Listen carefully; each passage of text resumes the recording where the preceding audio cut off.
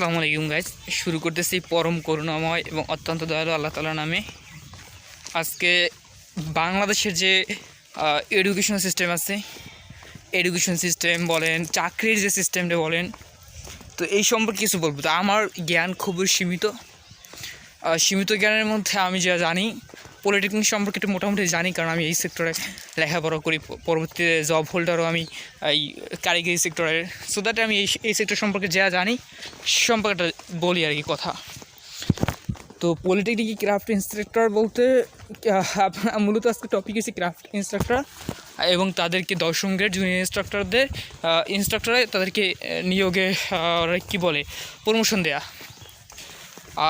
আপনারা যেহেতু জানেন না ক্রাফট ইন্সট্রাক্টর কি আমি বলি, আমাদের যে পলিটেকনিকের ল্যাব ক্লাসগুলোই হয় বেশি আর কি। তো ল্যাব ক্লাসগুলোয় যে সহযোগিতা করবে, মানে বিভিন্ন যন্ত্রপাতির মাধ্যমে ওগুলো বাস্তবিক অর্থে আমাদেরকে প্রশিক্ষণ দিবে। তো এইটার কাজগুলো করে থাকে ক্রাফট ইন্সট্রাক্টর। আর যে লেখাপড়া যারা করায় সেগুলো হচ্ছে জুনিয়র ইন্সট্রাক্টর বা জুনিয়র ইন্সট্রাক্টর সিএ আর কি, তাদেরকে মূলত বলে ইন্সট্রাক্টর, মানে প্রশিক্ষক বা টিচার যাই বলতে পারেন না কেন, তারা পড়ায় আর কি আমাদেরকে। আর ক্রাফটদের কাজ হয়েছে যে ওই যে ল্যাব সহযোগী এক কথায় আর কি, যে তারা ল্যাবের মালামালগুলো দিয়ে আপনাদেরকে ল্যাবে বিভিন্ন প্র্যাকটিক্যাল কার্য সম্পাদন করবে। আনফর্চুনেটলি তারা কিচ্ছুই পারে না, মানে তাদের কাজ হয়েছে কি, প্রিন্সিপাল স্যারেরও এর থেকে বেশি কাজ আছে, সেও ক্লাস লয়, সেও পড়ায়, তারও এর থেকে বেশি দায়িত্ব। এবং ক্রাফট ইন্সট্রাক্টরের মানে দায়িত্ববোধ বলতে শুধু চেয়ারে সে বই থাকে, কারণ সে কাজ জানে না। তো যেখানে সে নিজেই কাজ জানে না সেখানে অন্যদেরকে তারা কী শিখাইবে।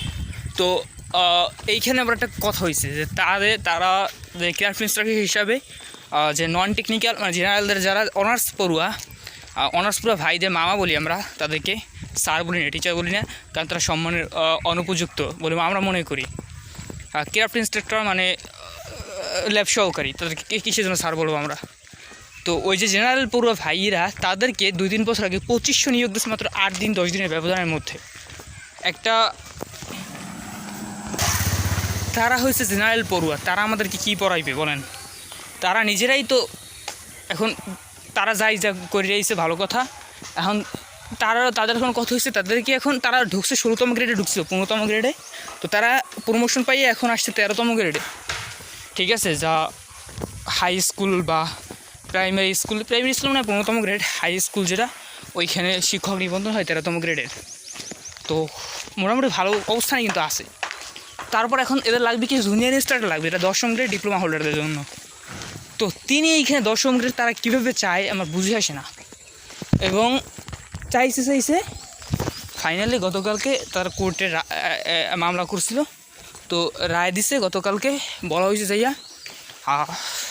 জুনিয়র ইন্সট্রাক্টর নিয়োগে 30% প্রমোশন দিয়ে এদেরকে জুনিয়র ইন্সট্রাক্টর হিসাবে ঢুকাইবে। আসসালামু আলাইকুম গাইস, আমি ওই এর আগের যে ভিডিওটা মানে এতটুকু যে শুনছেন, এটা আমি পরীক্ষাতে যাওয়ার সময় করছিলাম। আর এখন পরীক্ষা দিয়ে বাড়ি ফিরতেছি। পরীক্ষা হয় নাই আসলে, পোলাপানে তোপের মুখে আর কি পরীক্ষা নেয় নাই। পোলাপানে আর কি অনির্দিষ্টকালের জন্য পরীক্ষা স্থগিত করছে, মিড টার্ম পরীক্ষা। এই যে ক্রাফট ইন্সট্রাক্টরদের যে জ্বালা, এই জ্বালাতনে আর আমরা টিকতে পারতেছি না। তো যেখানে ছিলাম আর কি, কোনখানে ছিলাম জানি না, আমার মনে নাই আর কি। মূলত যেটা বলার ছিল যে একজন নন টেকনিক্যাল সে কোনোভাবেই একজন ইঞ্জিনিয়ার স্টুডেন্টদের পড়াতে পারবে না আর কি, কারণ তার বিষয় এগুলো না, সে পড়ে না, এগুলো সম্পর্কে তার কোনো ধারণা নেই।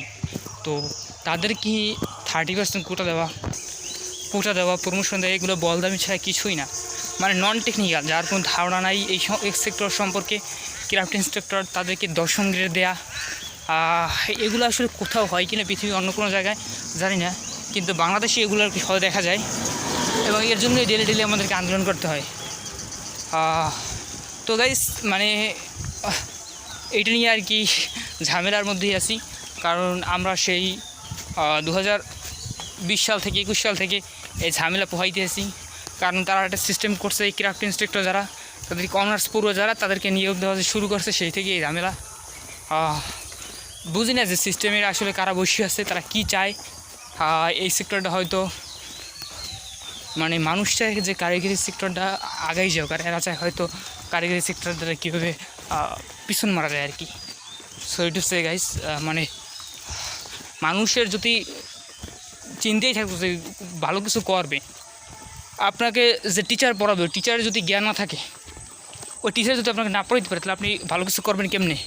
কী পড়াবে আপনারে? জেনারেল টিচার জেনারেলে পড়িয়েছে ও, অনার্সে পড়িয়া ও কী শিখছে অনার্সে পড়িয়া? মানে এই আমাদের ইঞ্জিনিয়ারিং সেক্টরে আর কি কী শিখছে ও কী জানি। তো এই বিষয়ে আর কি আন্দোলন, এই নিয়ে আমাদেরকে আর কি লড়াই চলতেছে গাইস। দেখা হবে পরবর্তী কোনো ভিডিওতে, সময় ভালো থাকবেন। আসসালামু আলাইকুম।